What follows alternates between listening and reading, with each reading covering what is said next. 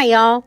Let's talk about Caitlyn Rose Case. She was born on January 25th of 1989. She is a native of Houma, Louisiana. She graduated high school there at Terrebonne High School. She went on to pursue a degree in art in Memphis, Tennessee. She has 2 brothers, and she is described as loving, warm, and a free spirit. I'm Caitlyn Rose on Facebook, and I just wanted to read to you some of her posts. One of them reads, 3 things can't be long hidden: the sun, the moon, and the truth. Another reads, death before life, redemption after deliverance, still shining like the sun. Caitlyn is a white female. She is now 34 years old, brown hair, brown eyes. She's about 5'5" and 140 pounds. She has a dragonfly tattoo on her foot, a dragon on her rib cage, and a triangle on her back between her shoulder blades. Caitlyn Rose Case had gotten into some trouble in her early 20s. She went on and got 2 different degrees, one in art and one in engineering. She had recently moved to Black Hawk, Colorado. I believe she had 2 brothers that were also living there, and they had started their own business, construction business. Had gotten a job at the Lodge Casino in Black Hawk, Colorado, where she was working in the engineer department and loved her job, and she took great pride in her job. After about a month of working at the casino, Caitlyn decides to go home to Houma, Louisiana. She books a flight. Caitlyn still had family in Houma, Louisiana, and she was expecting to buy a vehicle from her ex-boss. 2006 black GMC Envoy. July 31st of 2022, Caitlyn does just that.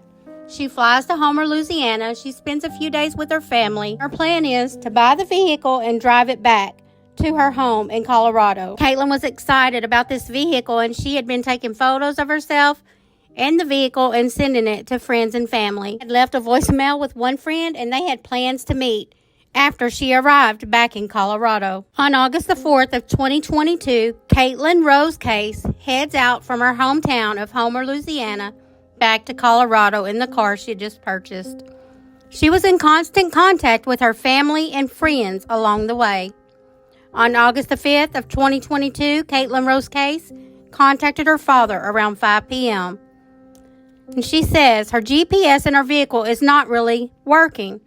Her cell service was going in and out, and she was lost in rural Texas. She was traveling northbound on Highway 271, 5 miles southwest of Bogota, Texas. Her phone call dropped in this area. Caitlyn had actually had trouble earlier in the trip, and her father had got her back on the right path just by talking to her. Cell service, her phone, the maps wasn't working. It was in and out. GPS in her car was also not working. It's a little confusing, and it's very mysterious, so bear with me, and I will try to describe it the best way I can.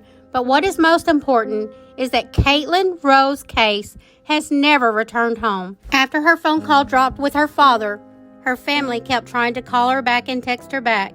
They never heard from Caitlyn Rose Case again. They reported her missing to the Houma, Louisiana Police Department and had traveled through Texas and had stopped at convenience stores in the cities of Mount Pleasant, Gladewater, Louisville, Gainesville, and Paris, Texas. Cell towers later indicated that she traveled north towards Texas with her arrival time at 6 p.m.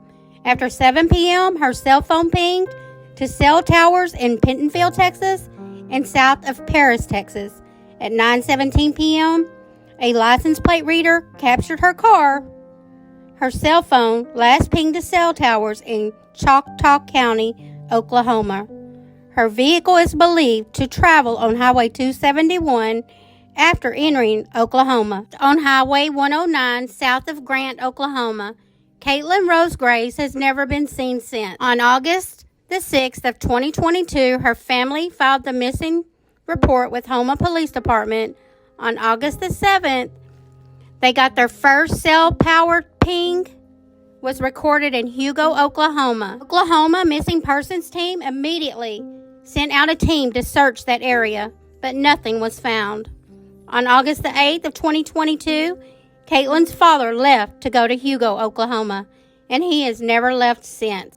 Thank God her family has access to her banking and credit card transactions, and that has helped to track down her movement. Caitlyn's brother had a friend at Best Buy track his sister's phone, its location.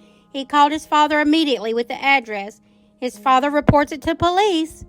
Police tell him to sit tight. We'll let you know if you need to come. Any caring father, he doesn't listen, and he takes off for the exact location. Caitlyn's father arrives on the scene. It's a private road with a gated up fence. It is actually private property. Officer shows up and they both access the property together. August the 12th of 2022, Caitlyn Rose Case, black GMC Envoy, was found abandoned along a steep embankment of the Comanche River near Frogville, Oklahoma.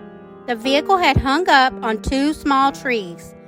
These small trees were the only thing stopping her vehicle from going over a 75-foot cliff. The windows are rolled up tight in the vehicle. Father says it was in neutral and the key was on. Jeans Caitlyn had been wearing were inside out, laid across the console. Her red tennis shoes she had on were also in the vehicle. Both her cell phones were also in the vehicle, a personal cell phone and a cell phone for her job. Caitlyn's father is waiting for the tow truck to get the vehicle back on land. He asked the homeowner's daughter-in-law if she knew what had happened. She tells him they usually close the gate, but they had been out to dinner and left the gate open. When they got back home, they still left the gate open. Recalls two vehicles speeding through there in the middle of the night. She said the dog barked, and when the dog barked, she noticed a vehicle exiting private road, and it was only one vehicle exiting. They're getting Caitlyn's car back onto dry land. No one secured the crime scene. To them, I guess it was just not a crime scene, but no one treated it like a crime scene. 13th of 2022, a nonprofit search and rescue team, along with dogs and their handlers, went to search the property looking for Caitlyn Rose Case. He had previously gotten permission to do this by the landowner, but these people are met with the owner's son, and he has asked them to leave the property. They did not get to conclude the search. This case was turned over to the SOBI on August 13th of 2022. Caitlyn's case goes across several states: Oklahoma, Texas, Louisiana. On August 19th of 2022, Caitlyn's family received her call log through GPS and Gmail, Wi-Fi, license plate reader, and a few 911 calls that were made at 10:53 p.m. on August the 5th of 2022. We don't know much about the 911 calls. They were made from Caitlyn's phone, but we do know it was more than one. But we also know no one was dispatched out to the area she was at. Male came forward and stated that Caitlyn had pulled into his driveway and asked for directions. And I believe that they tracked her location there for about 45 minutes. Family says her phone connected to a Wi-Fi at 6:10 p.m. on a county country road, CR 17300 Road, southeast of Cunningham, Texas. The OSBI has Caitlyn's vehicle leaving Cunningham, Texas at 6:59 p.m. I believe another witness come forward that works at a Dollar General store and says that Caitlyn was in that store in Texas. Authorities are convinced that Caitlyn Rose Case was not in that vehicle. The vehicle was put into neutral and eased down that large hill on the private property. Whoever did that was trying to dispose of that vehicle. It was dusted for fingerprints, but only 2 fingerprints were found in that car that belonged to Caitlyn Rose Case. That's weird, isn't it? I mean, she'd been in that car for a few days and only had 2 fingerprints, like someone had wiped the car clean. Caitlyn's father says that property is a private road. It's a private property with a gated fence. You would have to know that property is there to drive that vehicle back there. You would have to go around a barn, a lot of grass with a lot of huge metal parts, like tractor parks in the grass, and you would have to know those were there or you would hit them. Father believes it's definitely someone who knows the property. Caitlyn's family has been working and searching for her since the day she went missing. OSBI in Oklahoma told Caitlyn Rose Case's father that he believes she got out of the vehicle and she was probably eaten by hogs. Or she got out of the vehicle, walked up the road, and was attacked by wild dogs. And he says that's just not the case.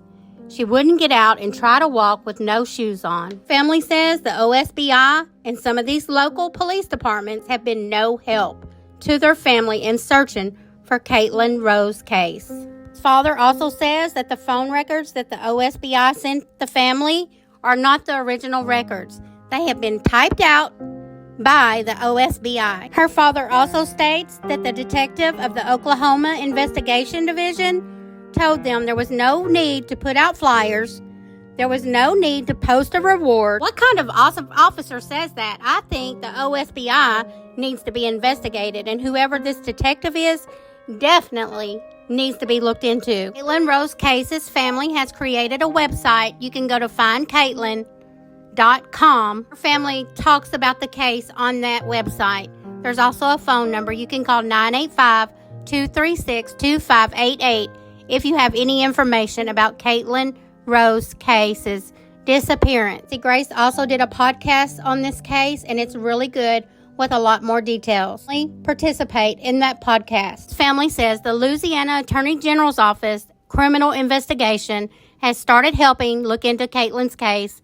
Texas Attorney General's Office of Criminal Investigation and Special Crimes Unit is also helping to find Caitlyn Rose Case. As I was looking into Caitlyn Rose Case, there's also another lady who went missing from Houma, Louisiana, going to Colorado. I believe she was going from Colorado to Louisiana to pick up her mother, whose house had just burned up in the middle of the night. I'm looking into her story, and we will talk about that next week. And these two ladies look very similar to each other. Well, stay safe out there, and thank you for listening.